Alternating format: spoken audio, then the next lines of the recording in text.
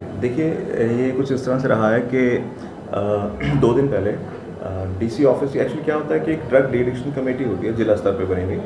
माननीय उपाध्यक्ष जो हैं उसके हेड होते हैं और जनरल सेक्रेटरी होते हैं सिविल सर्जन। तो जो जानकारी इनके ऑफिस तक पहुंची, उस माध्यम से पता चला कि वैदवाला गांव में कोई बिना किसी लाइसेंस के और बिना किसी सरकारी मान्यता से कोई नशा मुक्ति केंद्र चलाया जा रहा है। तो एक जॉइंट टीम जो डीसी साहब के ऑर्डर से तैयार की गई, उन्होंने वहाँ पे रेड किया पुलिस को साथ लेकर। तो वहाँ से उनको कुछ आपत्तिजनक सामान बरामद हुआ और 11 व्यक्ति जो थे वो वहाँ पे उस जगह पे रह रहे थे, जिनका कि उनका दावा था केंद्र वालों का कि वो उनका नशा छुड़वा रहे हैं वहाँ पे रख के। तो जो आगे जानकारी में के हिसाब से उनकी जांच की गई, कागजात की जांच की गई, तो ऐसा कोई वैलिड लाइसेंस या कोई सरकारी तौर से कोई कानूनी मान्यता जो है उस सेंटर को दी गई हो, ऐसा नहीं पाया गया है।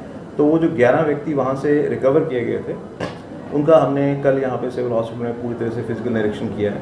वो 11 जो व्यक्ति हैं वो सभी अलग अलग नशों के आदी थे। ज़्यादातर उनमें कैनाबिस यानी गांजे का नशा था, 2 मरीज़ शराब के थे और कुछ मरीज़ उसमें चिट्टे और मेडिकल नशे के भी थे।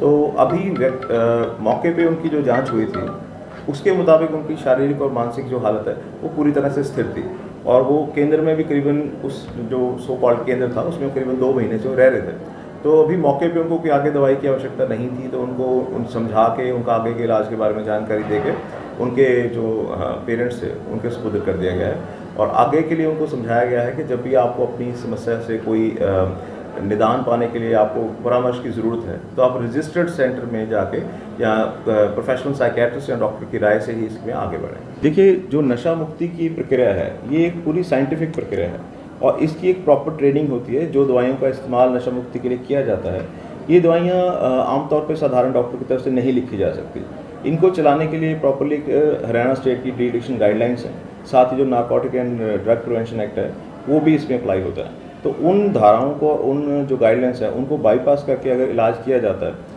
तो इसमें मरीज़ की जान को खतरा बना रहता है। इसके बिना उसकी मानसिक क्षति भी पहुंच सकती है। और ये मानिए कि अगर मरीज़ का जो मानसिक बीमारी डेवलप होता है नशा लेने के बाद, उसके लिए प्रॉपर काउंसलिंग ना मिल पाए, उसे रिहेबिलिटेशन ना हो पाए, तो आगे चल के उसके दोबारा रिलैप्स करने के चांसेस उतनी है। यानी वो नशा कुछ दिन के लिए छोड़ देगा, जितने समय के लिए वो उस केंद्र में बंद है, लेकिन बाहर निकलते ही उसने वही चीज़ें दोबारा करनी शुरू कर देते हैं। इसलिए अक्सर समाज में देखा गया कि बारी बारी केंद्र में रहने के बाद भी मरीज़ जो है नशा नहीं छोड़ पाता।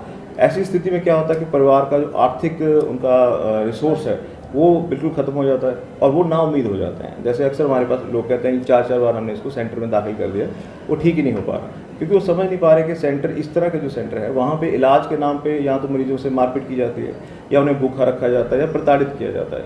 इससे उनकी जो अपनी सेल्फ एस्टीम है, अपना जो आत्मविश्वास है, वो बहुत कम हो जाता है और उनके अंदर गहरे में ये बात बैठ जाती है कि परिवार और समाज उनको अपनाता नहीं है। तो इस तरह से एक बदले की मानसिक भावना उनके अंदर बनती है और वो वापस आते ही नशा करने की तरफ उनका पूरा झुकाव रहता है। देखिए सर, इसमें एक बात तो ये है कि जो संख्या है जो बच्चे इस समय नशा ले रहे हैं वो बहुत ज़्यादा है और हम क्योंकि बिल्कुल बॉर्डरिंग एक डिस्ट्रिक्ट में रहने वाले हैं, ये जो बच्चे वहाँ से लाए गए थे इनमें भी ज़्यादा बच्चे जो पंजाब के रहने वाले थे। तो अक्सर क्या होता है कि जहाँ पे मरीज़ रह रहा है वो नशे के इलाज के लिए कोशिश करता है कि उससे किसी दूसरी जगह पर जाकर दाखिल हो। ऐसा वो समाज में अपनी और अपने परिवार की जो प्रतिष्ठा है उसको बचाने की कोशिश में करता है। तो सबसे बड़ी दिक्कत जो है कि हम नशे पर अभी तक काबू नहीं कर पा रहे, वो यही है कि जो सही जानकारी है उसका अभाव है।